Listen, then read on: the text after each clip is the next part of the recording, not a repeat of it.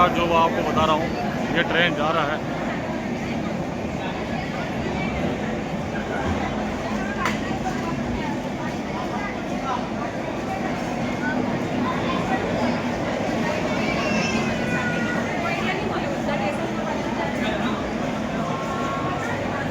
ये है सूरत का रेलवे स्टेशन जो मैं आपको बता रहा हूँ।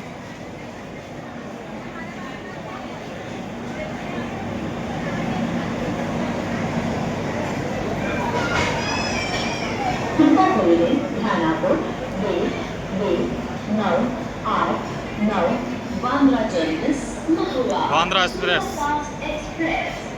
बांद्रा महुआ प्लेटफॉर्म क्रमांक 1 पर आ रही है। कृपया ध्यान दीजिए, गाड़ी संख्या 2298 बांद्रा टर्मिनस महुआ।